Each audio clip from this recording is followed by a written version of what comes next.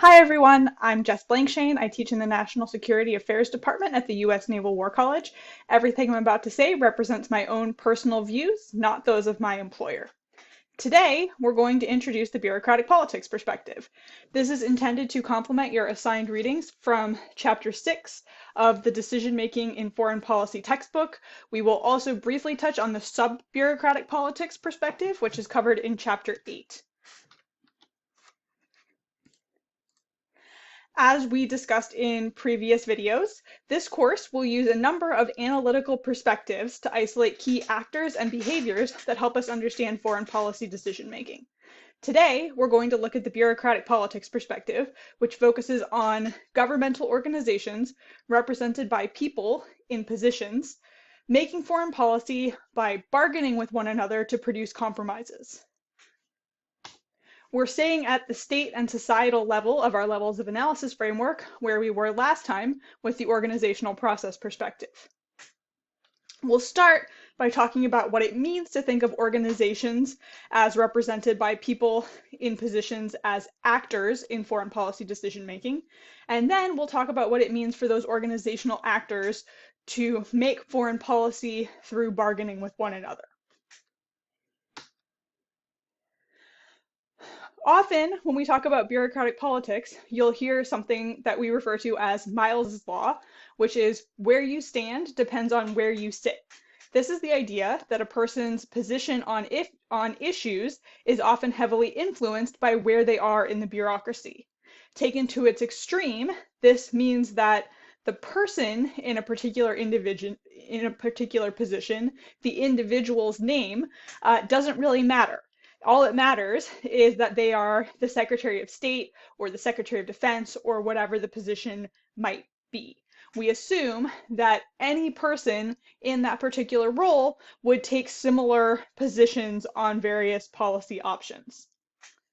We know that isn't exactly true, as we'll discuss next time in the palace politics perspective when we get to the idea that individuals do matter, but for now, we'll make that simplifying assumption. And we do see situations in the real world where an individual's policy positions seem to change as they move within the bureaucracy. And it's important to note that saying that people's views are influenced by their position in organizations doesn't necessarily mean that they're self-interested or they don't care about the national interest. It means that, as we talked about last time, organizations shape views, particularly through organizational culture, which very much colors the way that people see the world and view the national interest. So a lot of times, people in these positions will still see themselves as working towards the national interest. They just see that interest in a particular way based on their position in the bureaucracy. So if we're assuming that these people in positions represent the interests of their bureaucratic organization, what do those bureaucratic organizations care about? As we talked about last time in introducing the organizational process perspective, we can think of organizations as having an essence or a shared understanding of their primary mission or purpose. And organizations will then seek things that help them serve or protect their essence.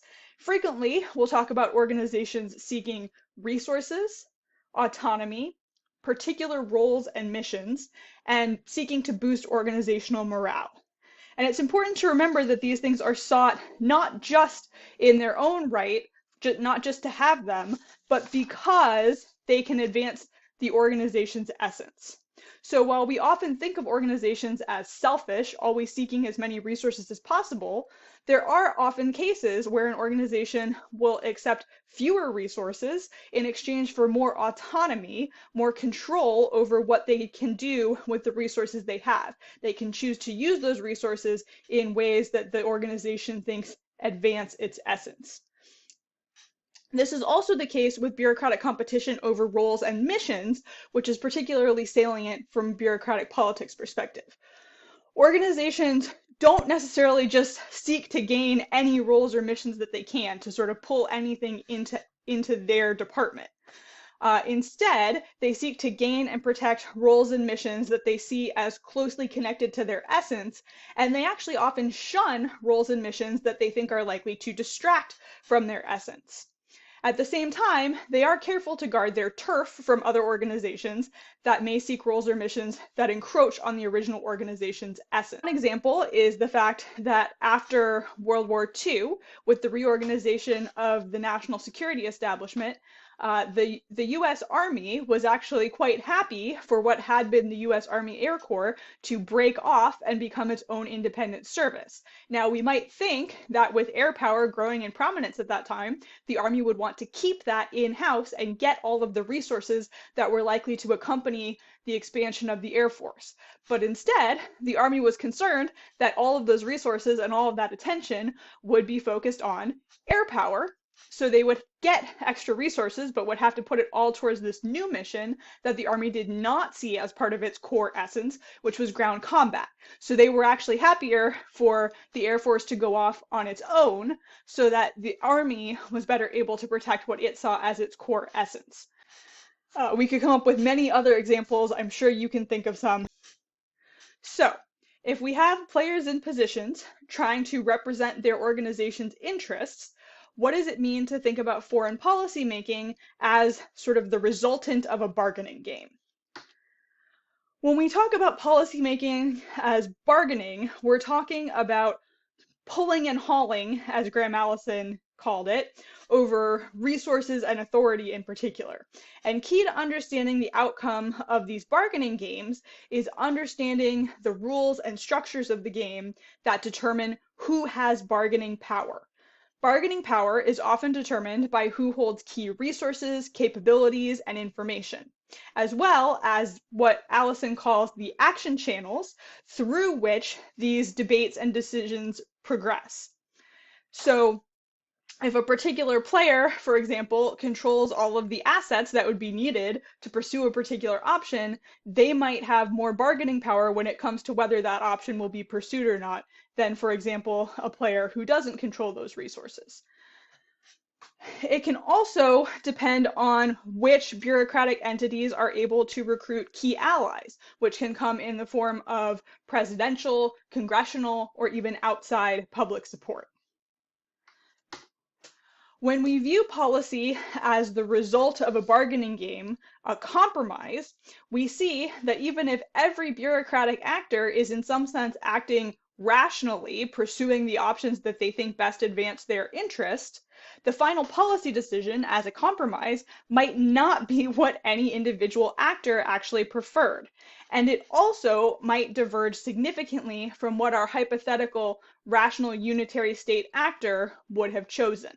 For example, frequently we see this come up when we talk about decisions about the number of troops to deploy in a particular situation, where perhaps one party is arguing for a large deployment of troops to accomplish a particular mission. Another party is arguing for a much smaller footprint. We see this in the case with the deployment of Marines to Lebanon in the early 80s. DoD and state arguing over what the mission would look like.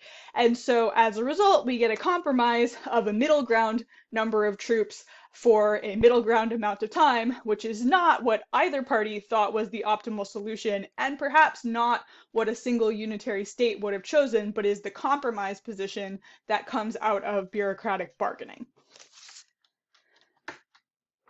Now, you may have noticed that there is another analytical perspective called the sub-bureaucratic politics perspective. The main takeaway from the sub-bureaucratic politics perspective is that it's meant to illustrate what goes on at lower levels of the bureaucracy beyond these sort of department or agency head positions that we've been focusing on. The idea is that where you stand depends on where you sit doesn't always align perfectly with the highest organizational level. One part of the State Department might not agree with another part of the State Department about what should be done in a particular situation, and might even actually agree with a part of the Defense Department instead. So I won't go into that in too much detail because my colleague, David Cooper, has already done an excellent video as part of the Naval War College NWC Talks lecture series, and that is called Understanding the Real Deep State and is available on YouTube. That was your brief introduction to the bureaucratic politics perspective. As you may have noticed, these perspectives focused at the state level of analysis are designed to describe foreign policy decision-making more realistically than the unitary state perspective does, but they require a lot more information to explain and predict foreign policy decisions.